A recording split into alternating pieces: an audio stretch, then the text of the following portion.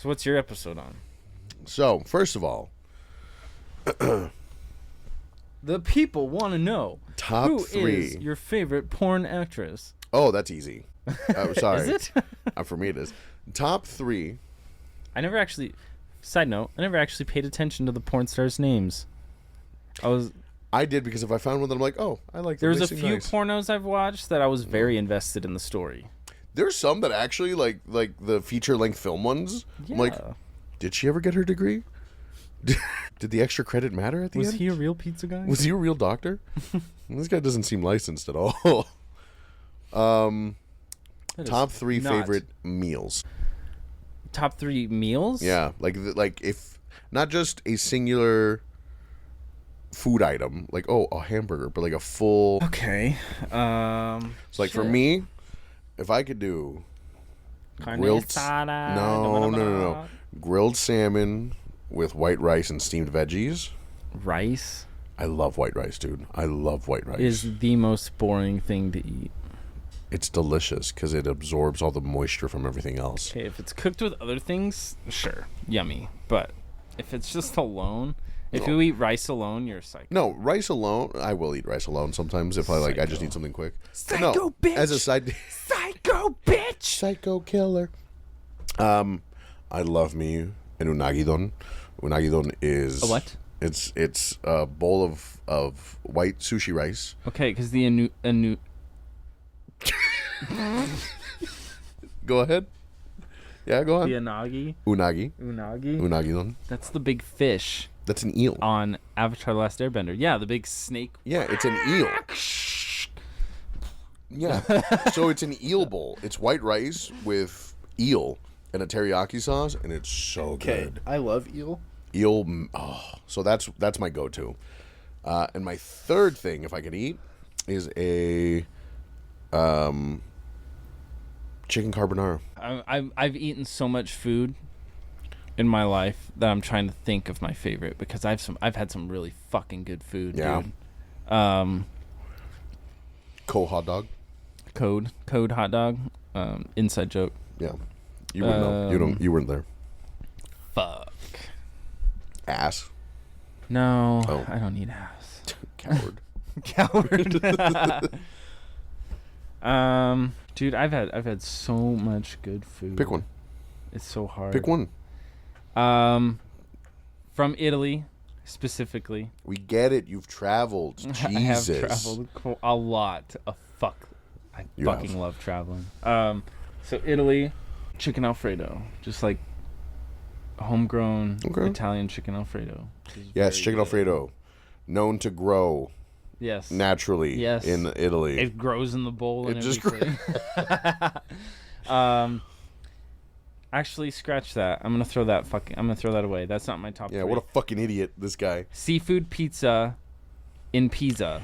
Yo, hold on. Seafood pizza's delicious. So I've never had it from there. So when I ordered it in Italy, yeah, I was expecting like clam and stuff just like sprinkled on there, like a pizza, like you'd think a pizza would be.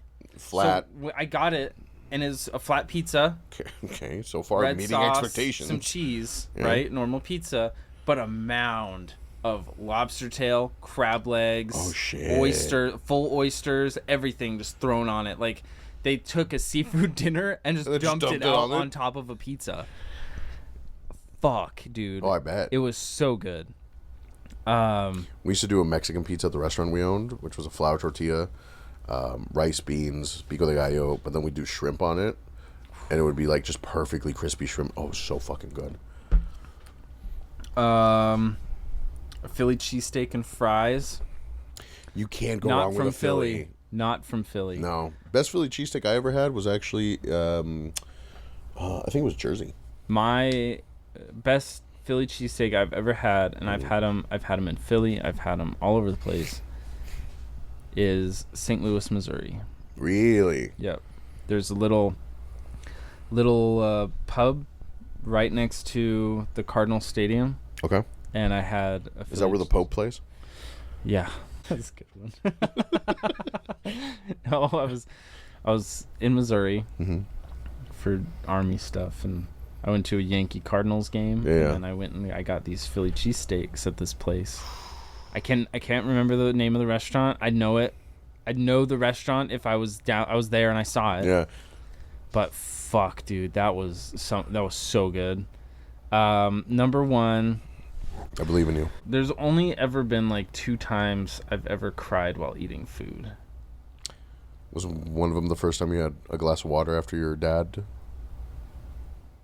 passed away? Jesus Christ. Yes. No.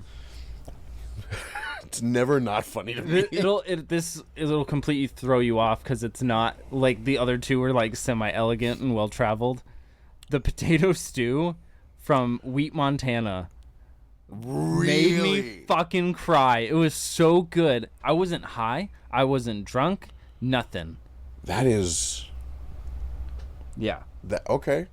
Shout out Wheat, Montana. Side note, since we're talking about favorite meals. Okay. I was so fucking drunk one night. Okay. And I thought I was eating the greatest sandwich on the planet. And then I was notified by a individual I was eating a sponge. Huh. Yeah. Huh. So there's that. There's so many steps to take. I was so fucking drunk. And we walked from the bar. Also, as somebody who's jokingly bitten into a sponge, that's not easy. No, I ate it. I was like halfway through before I was notified. And I was walking with somebody. I walked. So we had a DD. Okay. The DD ended up drinking, and all these people got in the car. I was like, fuck you guys. I'm just going to walk. They're like, it's like 10 miles.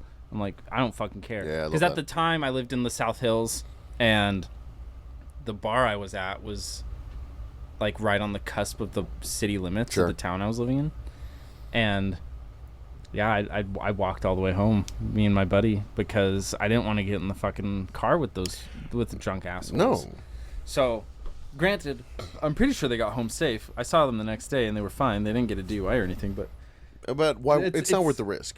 No, I will never get in the vehicle with somebody who's been drinking. Folks, if you're listening to this, please drink responsibly. Please realize that there's people that love you and care about you. And I know in your mind it's just a couple feet, it's just a couple miles, whatever.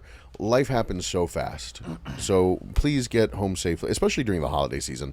Please do your best to get home safely. I was a block from home one time, and Uber exists for a reason. I was a block away at my buddy's house, and I was so drunk. Like, I don't drink tequila. Yeah. Because of this night. I was so fucked up, and I threw up. It's whatever. It's no new thing. And I was walking out to the car, and I threw up, and I looked at my car, and I'm like, it's only a block away. And then my buddy's like, dude, I'll just drive you. I'm like, fuck you, you're drunk. Was he drunk? He was drunk, yeah. But I ended up walking, and he drove next to me and was like yelling at me the whole time. To get in the car? No, to walk faster because he wanted to go to bed. Because, well, my ex, I was with her at the time, and she was out of town for something, and who cares? Yeah, I fucking remember what she was out of town for, but she was so fucking mad at me because it was like a 90s themed party, so I had like my Rugrats shirt on and like purple windbreaker pants from like that our parents used to throw us in.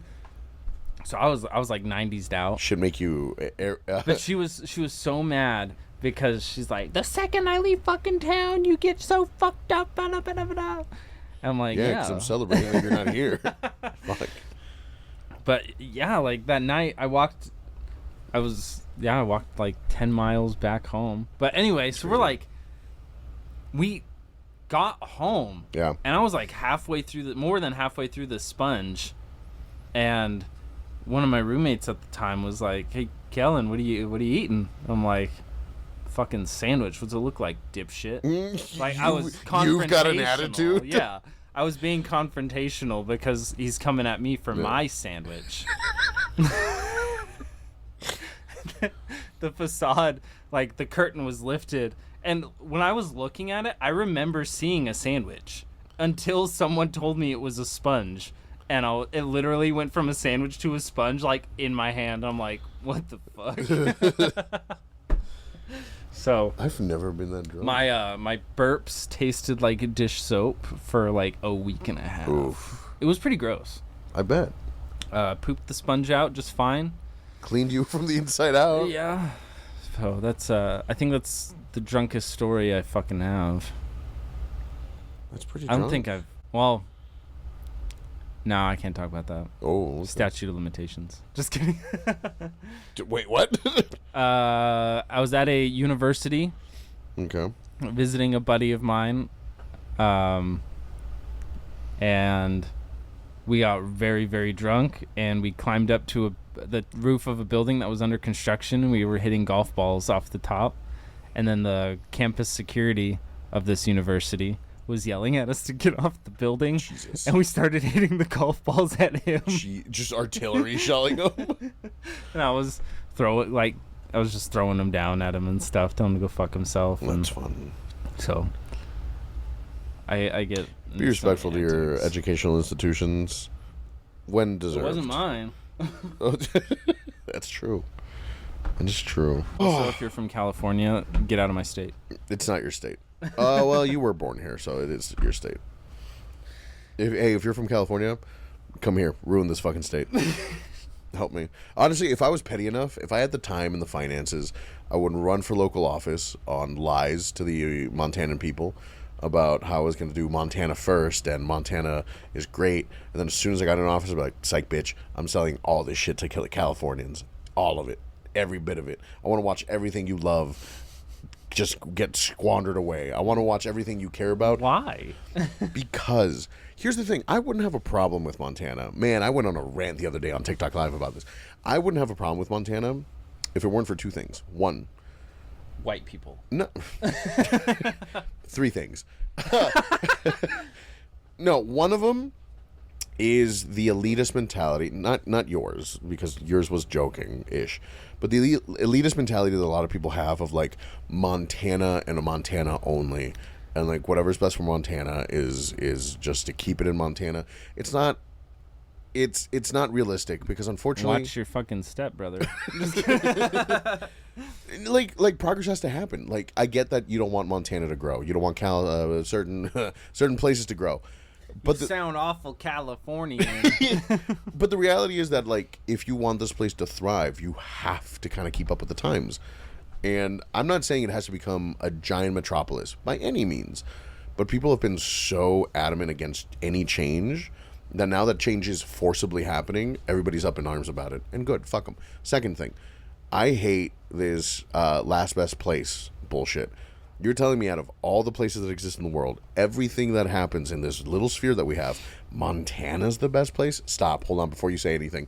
And this is from people who've never fucking left the state. If you've left the state... Side note. Best fishing I've ever had was actually in Wyoming. Good. Exactly. And I'm whatever generation Montanan I am. Third or fourth? I think I'm fourth and my son's fifth, or I'm fifth and my son's sixth. One or the other. I can't remember, yeah. But the point being is, like, I get that if you love Montana, that's awesome. I love that for you. I'm not saying anybody should... I'm not saying everybody should hate Montana. I love Montana. Yeah.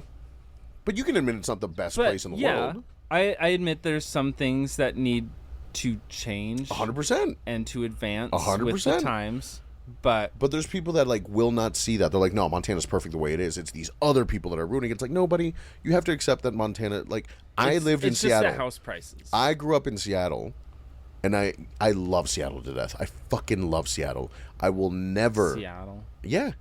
And I will never say that Seattle's perfect. Seattle's got its issues. Yeah, we have a lot of problems with drug and crime, sure. But I love Seattle. It's okay to love something that's not perfect. But for these people to try to peddle that Montana is perfect to me when it is not... I love you, and you're not perfect. Exactly, and I love you, and you're perfect to me. Oh, I have no flaws, so... Yeah, you're white. And that's been proven. You're a white hetero man. Yeah. You can do no I got wrong. pulled over by 7 cops a few weeks ago. And they all said... They looked like they were ready to shoot, and then they saw that I was me, and they're like, oh, whatever. Oh, whatever. Bye. Where's your... It was because I didn't... I was like, where's your co-host, though? I don't know if I talked about this on the podcast. Is it your tags? My headlights were off. You fucking idiot. Anyway, introduce yourself. He used to beat me. Hey guys, do you remember? Oh boy. So I was just telling who was I talking about? Maybe it was my mom I was telling about the other day. She was asking how like you and I ended up becoming friends. She thought it was a weird situation. Not really. Well, we haven't lifted the curtain on that. Anyway. That's true. So we hadn't we'd known each other offhandedly for 6 months. And then you decided to actually, we talked at my driver's side window. No, you decided. I was waiting for you. Either way. Whoever made the first move. Whoever touched me first. Oh my God. So. You just batted your eyes at me and I was like, stop. I remember after that first conversation, you got kind of mad and you started like pacing back and forth. I'm like, dude, what's wrong? And you're like, you're fucking cool. I'm like, what? You're like, you're fucking cool. I was trying to find reasons to fucking hate you, and I can't. God damn it. Yeah. You got like all flustered, and you went back inside.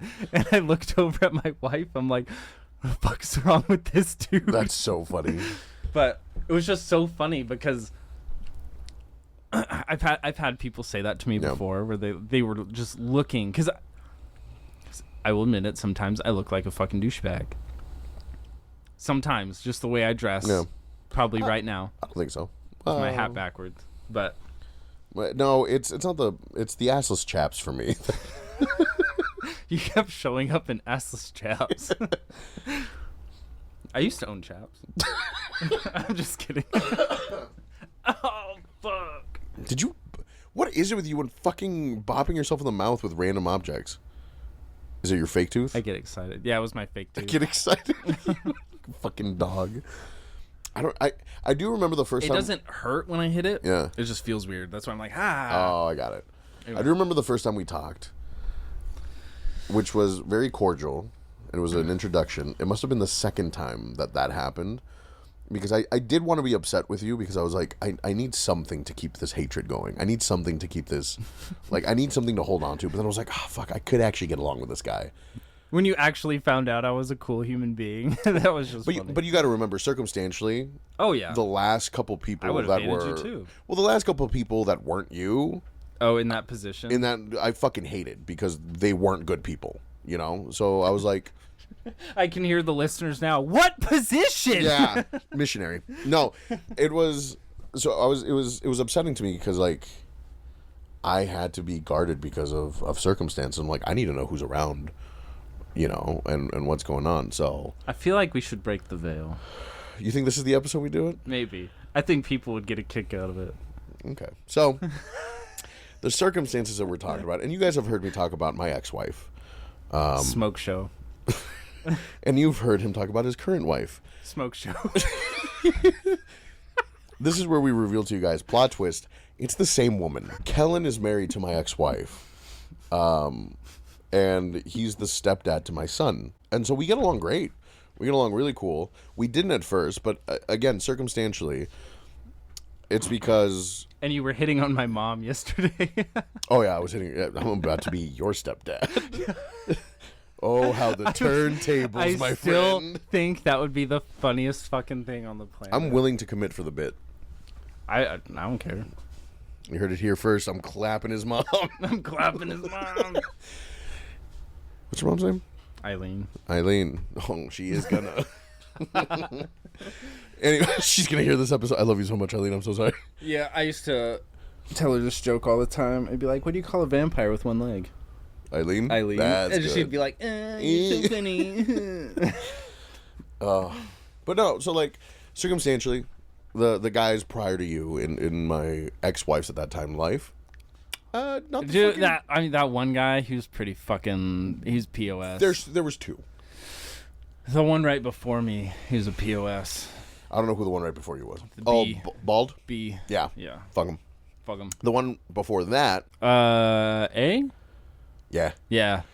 Yeah. He was a little tool too. Yeah. Little fucking pussy ass Jody. 10-year-old. Yeah. Yeah. But anyways, but no, you and I hadn't talked. You'd come by to the house to pick up kiddo, and not a fucking word was said between us for the first couple of months. And I understand why. I was just trying to be respectful. 100%. So I wasn't trying to put my foot in the door and be like, I'm the man of the house now. Right. But in my mind, I was like, at the very least, introduce yourself. Like, just let me know what your fucking name is, because we hadn't had any sort of conversation until finally you came to pick up my kiddo by yourself once, and I was like, this is it. This is the moment. I was like, hey man, we haven't really gotten a chance to talk. I'm Jonathan, blah blah blah. We shook hands, we talked, and I was like, okay. Was that the conversation? I'm pretty sure that was the conversation. Like, you're fucking cool. No. That didn't. Oh no, wait. Lacey was in the truck with me when you said that. Because I had the truck at that point. Yeah. I didn't have that so this car was anymore. you came in her car. Yeah. And it was just you by yourself, and you had to pick him up because she couldn't for whatever reason. Yeah, I think she was still at work. That was the RAV? Yes. Okay. Yeah. So that was within that first few months. Yeah.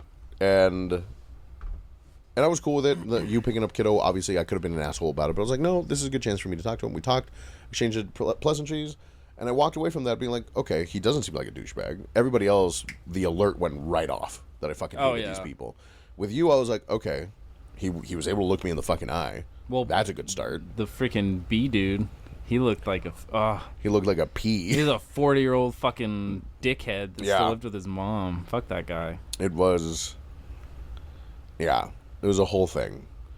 But then the second time that you rolled around, you had Lacey, and I think you and I had another conversation. But what made me say that was that you and I started joking and like getting along, and that's why I was like, oh, fuck, I like this guy. We're like feeding off of each other. Yeah, I was like, God damn it, I actually enjoy this guy's company, which is why I started like huffing and puffing. I was like, fuck, you're actually a really cool guy. And I think that melted a lot of the tension, not just between you and I, but even between me and Lacey. Yeah. Everything became a lot smoother from there on out. Plus, it helped that she started going to therapy. I was going to therapy, and yeah, you fucking needed it. Therapy's great. Yeah, therapy's good for I fully believe in therapy, even if like there's nothing quote unquote wrong.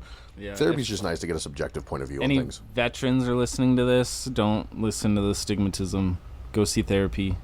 Therapy's good for you. It'll be very helpful and beneficial. It might be weird at the beginning. It took me like a year to get used to my therapist, but it pays off. And for any Latinos, because mental health is a big taboo thing. That's another stigma with you guys, too. It is. It's huge. It's like, I remember when my family found out I was on antidepressants, they were like, well, we're going to pray so that you don't need those anymore. And I'm like, bitch, I fucking, this is a chemical imbalance in my brain. Yeah. Like, oh, why didn't I think of that? Like, no, like, I need these to not fucking Kurt Cobain myself, you know? Sorry, like, I'll pray this fucking depression away. Yeah, why don't you pray away my... I was gonna say my grandpa's diabetes, but like he shouldn't catch a stray for that. That's not his fault. Like your fucking grandfather, dude. I'm a huge Yankee fan, and he is a Dodgers fan, and the whole fucking World Series, god damn him. Every time something happened, he'd fucking message me, and I'd have to use Translate. But he'd be like, "I thought the Yankees would be better." I'm like, "Fucking goddamn you, fucker." He's a great shit talker. When we go to a game, we got to take him with us. Yeah. Take him. Well, we could do a boys trip. You, me, him, and the kiddos. Yeah, why not? That'd be done. I love that. Samson might be a little too young. I'll wait till he's 3-4. Okay, we'll leave him here. Take him. Cheap tickets. But no, it was... So again, Latinos, please seek help. Therapy is so cool. It's so great. It's amazing. Therapy is cool. Therapy is fun. But you... just a little theme song. No, you go to therapy and you start talking about like your childhood and shit, like things we grew up with in a Latino household. Dude. And you quickly realize, oh, that's not normal. I was so okay with my childhood. Some stuff had happened that, you know... 09 was a rough year. Was weird. Yeah. But I was telling my therapist... One of my first memories, I bit my mom. We were just talking about this last night, dude. Yeah, my mom was, oh, you're so funny. It's traumatic. That's how I know you're 3 beers in on an empty stomach. Yeah. So I bit my mom. Yeah, hey, don't you talk to your fucking mom that way. Go to your room. I'm practicing to be your stepdad. You believed it for a second? Yeah. So I bit her, and my dad held me down, and my mom put pliers in my mouth, and they were threatening to rip my teeth out. I never bit anybody ever again. And like I was telling my therapist about it, I laugh, I was like, yeah. And she's like, Kellen. Don't you fucking hate it when they get soft voiced with you and they're gonna tell you some shit? Well, my therapist does that. If you have a male therapist, leave. He's trying to take advantage of you. So my therapist. I have so many questions. Male therapists, don't even get me started. Okay. So my therapist, she's like, Kellen, you know that's not okay, right? And I stopped laughing. I'm like, what? And that was the first time in my life that I realized, like, some of the stuff my parents did was, like, borderline. Like, hey, yeah, that's not okay. Well, because you start thinking about it. The way that my therapist started asking is like, is that something that you would do to your son? I'm like, no, not in 100. Oh, I see it now. I got it. Yeah, you put it into perspective for me. My bad. You're right. Maybe like a little bop on the mouth. Or something. I'm not against discipline in that regard. Like, there's a very, very clear margin between discipline and abuse. Child abuse is not something we condone, but we do find hilarious. Well, if you've made it this far, folks, hola, buenas tardes. My name is Jonathan, also known as Latinos Against Spooky Shit, and I am here with my bud. Here with Kellen, guys. I'm listening on this one. We got Kellen. He's listening, and we're gonna be talking about. It's funny how we switched roles. Where I'm now doing serial killers in Mexico. Yeah. And changing it up a bit, but we're gonna be talking about Gregorio Goyo Cárdenas Hernández. El Goyo was his nickname, is what they would call him. But his last name was Hernandez. It was. Well, one of his last. That's the one I got. He was a Mexican serial killer that was known as the Tacuba Strangler, Tacuba being a city. Julio Ricardo del Rosa Ramirez. Is that from Sweet Life of Zack and Cody? Yeah. That's so funny. So, he's a serial killer. Mm-hmm. How many, I'm sure you'll get to it, but how many victims did he end up having? He had 6 that I have. I was wrong, by the way. 4. I think, 3 is what constitutes a serial killer? 3 constitutes a serial killer, so he's right over the edge there. But he was the first widely publicized serial killer in Mexico, and he became a national sensation, which is different than La Mata Viejitas, whereas that one was kind of kept hush-hush, and that one was kind of buried. Yeah, this one was one that kind of got, I don't want to say idolized or romanticized, but he got glorified a little bit. Was it like Ted Bundy, where all the girls were like, oh my God, have my baby? No, and you'll see why. Okay. Is he ugly? No. He was charming for that time. He was homish. He had a homely look to him. But this story takes us to 1942. Fucking A. 1942 in Mexico City's Tacuba neighborhood. Oh, yeah, I forgot. They didn't participate in the World War. Or the World Series. Or the World Cup. At the time? No, I don't know. I'm just saying shit with world in it. Oh, I thought that. I was like, Mexico's in the World Cup. Oh, we were in the World Cup, yeah. But I don't know if you guys ever win, but we won. Not that year. I don't think so. I don't think the U.S. men's have ever won. I know U.S. women's has. Is that the? Tread carefully. I'm just kidding. Oh my God! What's the soccer league called? You have the NFL, the MLB, and the FIFA. So it's like FIFA. I think the World Cup is just the World Cup. It's like the Olympics because it only happens every. Oh, I didn't know there was like a woman version of it. Yeah. Okay. All right. All that. But yeah, Gregorio is not just a killer, but he kind of turned into a local celebrity and an inmate turned lawyer. What? Yeah. Yeah, he went ahead and he ended up getting a law degree. That's kind of this guy's whole thing. While he was incarcerated? Or? While he was incarcerated. Okay. Yeah. But before he became a serial killer, he had a really complex and troubled upbringing, as a lot of serial killers do. So we're going to take a look at what shaped him into the man that he would become as one of the first widely recognized serial killers in Mexico. So he was born in Mexico City, 1915. That's the one that's constantly sinking, right? Yeah, because it's a geographically speaking. Yeah, it's built on like a swamp, right? A lake. Yeah. Yeah, it's Tenochtitlan, which was originally what the capital of Mexico was. Tenochtitlan? Tenochtitlan. No, you're going to say this one. Tenochtitlan. Tenochtitlan. There you go, Tenochtitlan. Yeah, go fuck yourself. That was very good, actually. I speak Spanish. You. Hola, hola, hola, Dora the Explorer. His family originally from Veracruz, but they moved to the capital city when he was very young. So from a young age, Gregorio showed a lot of signs of abnormal behavior. So again, this is where it starts at a year the age. It's the McDonald triad. Yeah, the trifecta. Triad. He showed signs of cruelty to animals, common indicator. He was very antisocial. Did he wet the bed? He was a wet bedder. Bed wetter? What did I say? Wet bedder? Fuck. I'm a couple beers in as well. He was a bedwetter. And we're recording back to back today, guys. And we're just powering through it.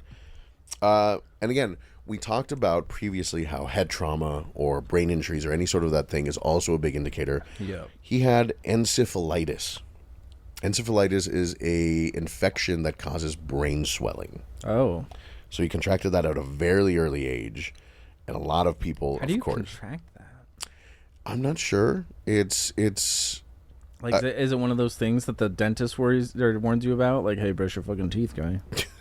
Yeah, a fucking myth, by the way. I've never gotten conjunctivitis.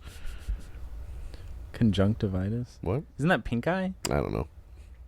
I've listened to my dentist. If that is pink eye, I've never had it. I've never had pink eye, except our kid. Wash your fucking hands, yeah, if people. you're going to touch your butt and if you're going to eat ass, wear goggles. Could you imagine you get farted on? You're just down there. You imagine they clench, like, got your nose. Let go. Unhand me. Unhand me, heathen. But the brain infection, of course, they think likely it did have an impact on his behavior and could have played a role in his psychological development and his violent tendencies. Was he weird beforehand? Well, he was already antisocial. Oh. So he was already not making friends at school or with the neighborhood kids. There's nothing wrong with being antisocial. No, I hate people. People suck. I worked in retail. Fuck that. Yeah. People are the worst. Especially Black Friday retail. Yeah. But he was smart, though. Despite all this, homie got a scholarship to study chemistry. Oh, shit. Like, despite the brain swelling and his tendencies and his anti-behavior, like, he won a scholarship to go to the Universidad Nacional Autónoma de México, UNAM, which was one of Mexico's most prestigious universities. And his background would later come into play and kind of help him with his crimes and everything. So, I'm sorry, you said help him with his crimes? With his crimes. Yeah. So, I mean, obviously he's a smart individual. Did he ever take an IQ test? I don't think he did. So he did not do an IQ test. But he was, I mean, smart enough to get into one of the most prestigious universities in Mexico. So yeah, he did well. Become a lawyer. And become a lawyer later on. Yeah. So he ended up getting married. So he ended up getting married to Sabina Lara Gonzalez around 1932. She was young when he got married. Their marriage, however, was very short-lived. Sabina reportedly spread rumors that Cárdenas had a bedwetting problem, which humiliated him. Not a rumor. Which was not a rumor at all. He was. And that contributed to his disrespect for women. His insecurities about his sexual health and his sexual prowess kind of stopped him from forming any lasting relationships. And that is what drove him to really have a negative outlook on women. He was like he was an incel. First Mexican incel. He was. Mexicel. Incel. Fuck, there's a joke in there somewhere. It sounds like a cell phone company. Next from Mexcel.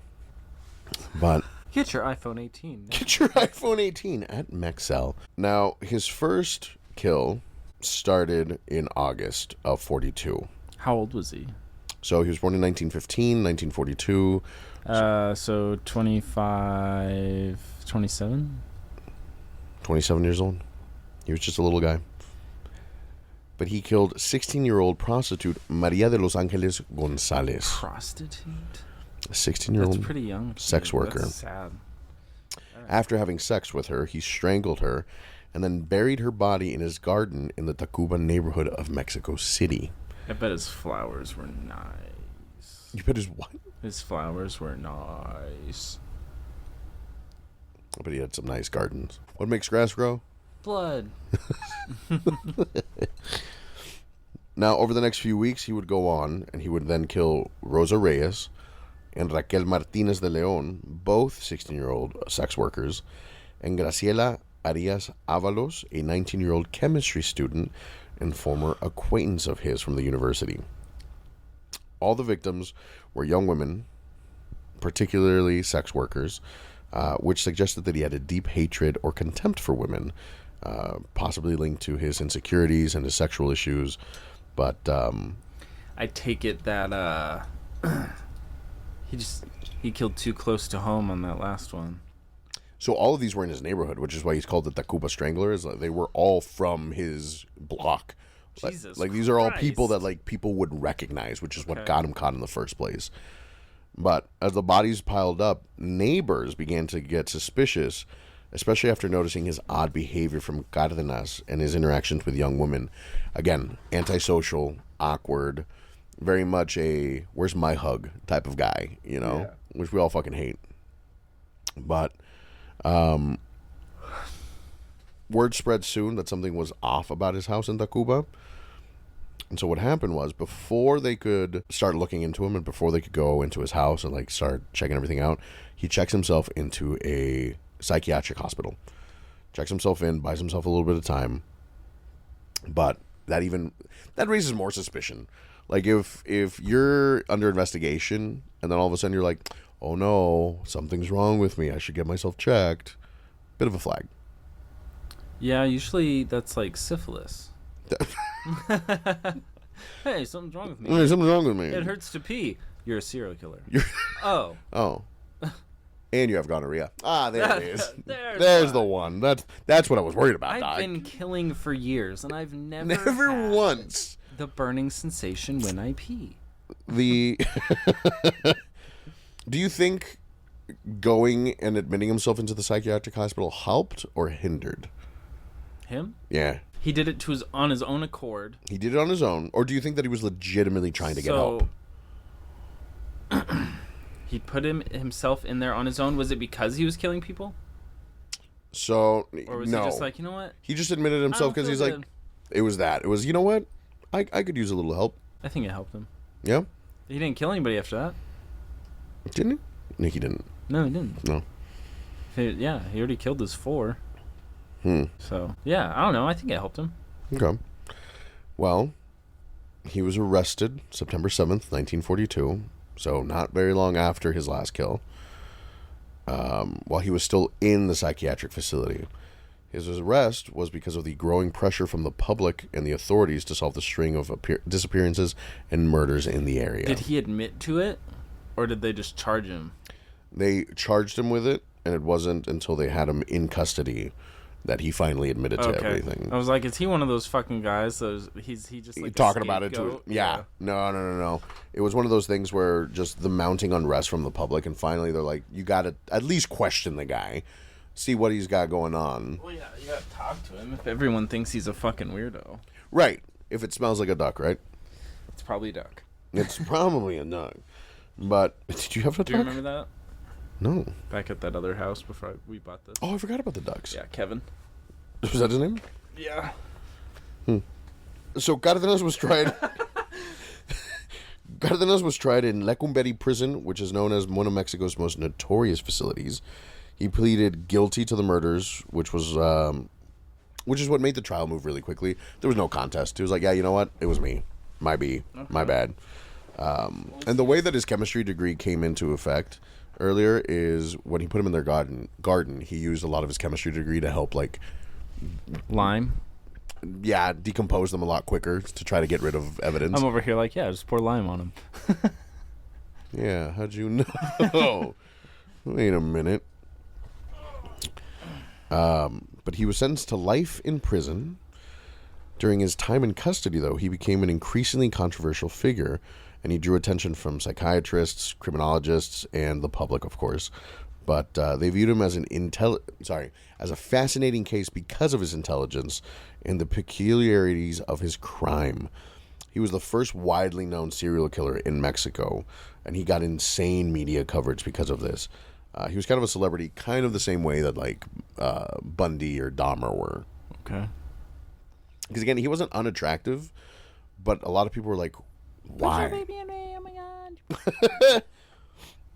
And then there was a lot of copycat killers. He did spawn a few copycat killers while he was in prison, which for a second made people go, "Is he the guy?" And he's like, "No, it really is me, guys. Like, it was me." But while he was in prison, educated himself, came out with 3 books, became a lawyer. Did he get out of prison? He... I feel like, how do you become a lawyer as a prisoner? So... What a laxed place to live. In 1976, he was pardoned. So 34 years after. He was pardoned? He was pardoned because he showed an extreme case of rehabilitation through psychiatrists and criminologists that came to see him, and the therapy he was going through. Everybody was like, yeah, he's completely reformed. Like, he's safe. So that is the question.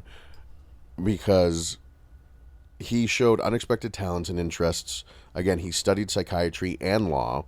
He got his law degree, learned to play the piano, wrote poetry, married an inmate, had 4 children. Like, homie did it all.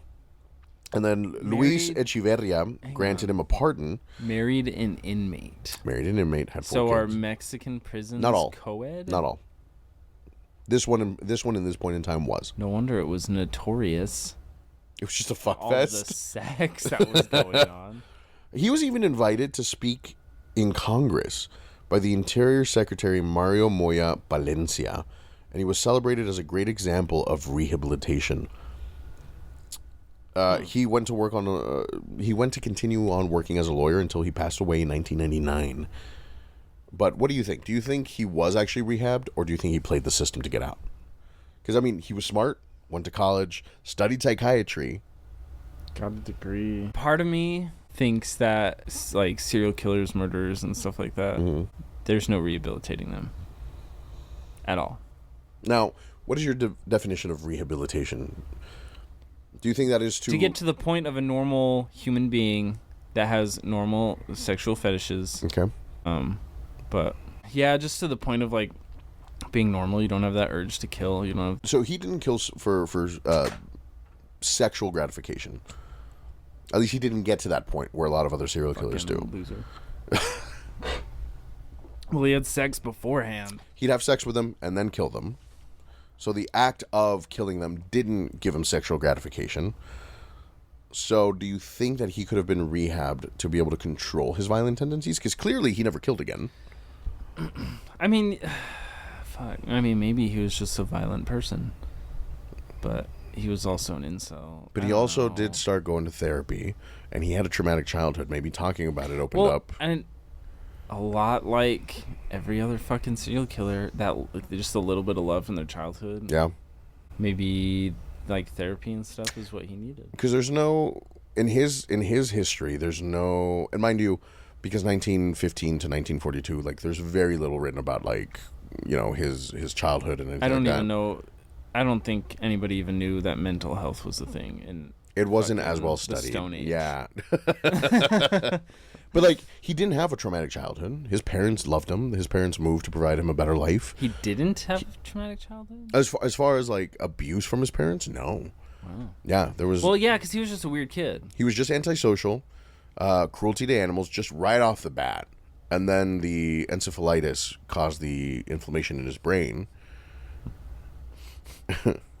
Just makes me think of syphilis. Yeah. So like, no, it's not like his parents abused. At least from what I found, and readers, listeners, if you see anything otherwise, please let me know. But from what I looked at, it also normal childhood sounds like the name of like a Greek astrologer. And then encephalitis found Saturn in the night sky. Encephalitis said, "He who smelt it dealt it." He who denied it supplied it. Encephalitis, 1423. That's funny. No, he prompted a lot of movies after his release and everything because people are like, oh shit, like a fully rehabbed serial killer, never heard of before, never seen before. And I don't think we've seen that since. I don't think we've heard ever of a serial killer being rehabbed. And released, especially. That's fucking crazy. Yeah, unless the Menendez brothers through a released. presidential pardon, no less, though. So, side note, 6 inches. Sorry, the Menendez brothers are looking at getting out of prison this year, right? How do you feel about that? I don't know anything about them. I don't have an opinion because I don't know what they did. They killed their parents. Don't tell me. It's gonna be an episode. It is going to be an episode, but I want to talk about this real quick. They killed their parents with... Okay, give me just vague. Yeah, they killed their parents with shotguns, very brutally, and then claimed that their parents abused them. Ooh. After the fact. But they have a bunch of recordings from their therapist of them talking about how, oh, yeah, we just killed mom because we didn't think that she'd be able to handle being away from dad. I don't think they should be released. That's what I think. Yeah. Like, I don't know. Part of me is like, oh yeah, they just with what little I know, based on that, yeah, no, they shouldn't get released at all, dude. Yeah, I don't know. We'll talk about it at some point, but yeah, because there is evidence of some childhood abuse, but I don't know. We'll get into it. Well, part of me wants to believe that they were abused and they're not animals. But sure. They could be. Well, you never know. Yeah. So, can't wait to get into that one. But listeners, let me know. What do you think? Do you think it was smart? Clearly, man led a full life, psychiatry degree, law degree. Do you think he should have been pardoned? Why or why not? Let us know. But folks, thanks so much for listening. We appreciate y'all. The best fucking thing on the planet would be to become president, get to the end, and then pardon like one of the worst serial killers that's still alive. Why would that be? Because just cause problems for the next bit. guy. Yeah, just the bit. Just for the bit. They're like, yeah, whatever. Hey, by the way, have fun with that one. What does that mean? What do you mean? Just have fun with that one. Damn. And I will now make Ed Kemper my Secretary of State. Yeah, honestly.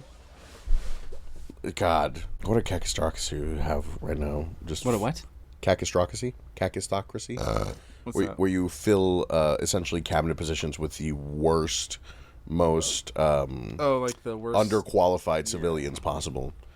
Like Dr. Oz. When you lie on your resume, but you still get the job. Honestly, though, shit. God.